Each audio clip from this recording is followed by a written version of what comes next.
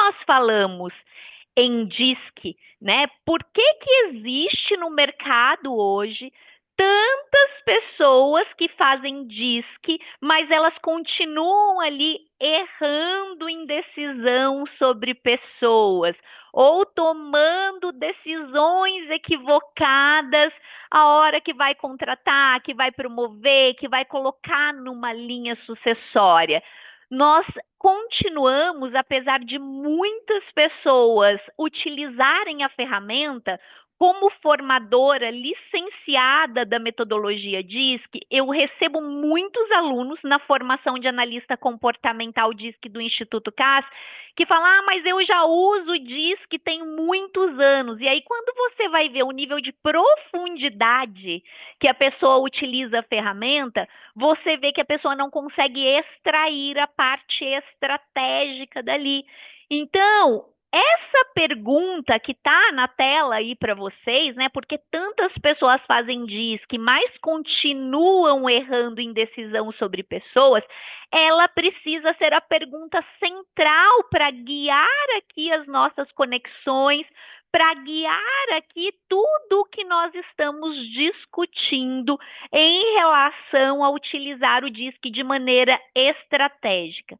E o problema que faz com que isso se perpetue raramente é a falta de informação. Eu deixei até grifadinho aqui para vocês.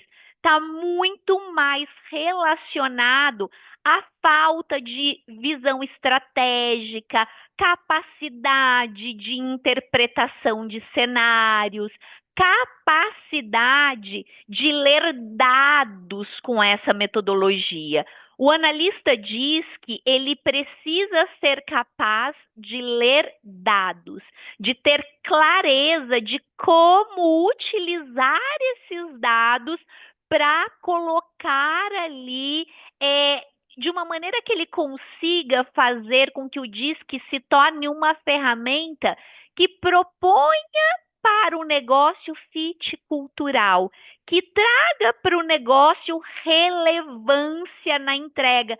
Então, nas próximas aulas, eu quero ir escamando com vocês esses pontos para nós chegarmos aqui e entender o que está por trás desse paradoxo.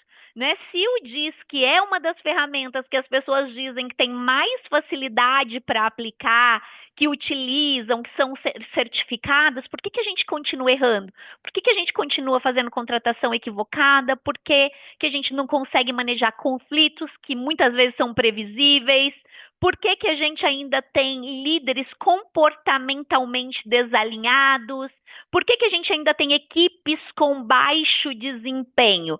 Então, isso mostra para gente que o problema não é o DISC. O problema é como o DISC é usado. E a gente precisa avançar em relação a esse paradigma, né? Qual é o erro mais comum que nós temos quando nós olhamos para essa aplicação? A maior parte das pessoas conhece o DISC através de teste online ou de devolutiva rápida.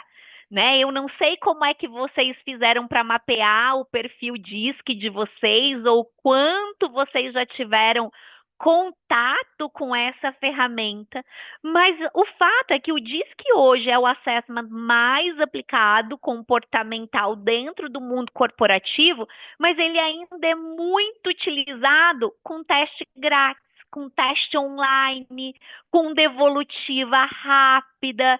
E o que isso acarreta para nós, né? Para vocês que estão aqui, visto que de todas essas pessoas que estão aqui, grande parte são gerentes de RH, são consultores, são líderes proprietários de negócio. Isso cria uma visão muito limitada, porque o DISC ele traz para a gente a capacidade de mensurar comportamentos observáveis.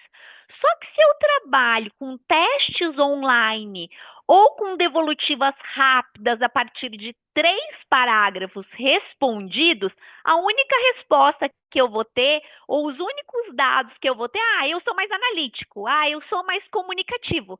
Mas o DISC ele não foi criado para isso, para rotular as pessoas. O DISC ele teve uma criação para ter uma abrangência muito maior, aprofundada e poderosa do que isso. Ele foi criado para explicar os padrões comportamentais das pessoas em ação. Esse é o objetivo do DISC. Não é se uma pessoa ela é mais analítica, se ela é mais comunicativa, se ela é mais influente. Não é essa a ideia central. É como é que esses comportamentos juntos, eles trabalham a forma como a gente age e reage no nosso dia a dia.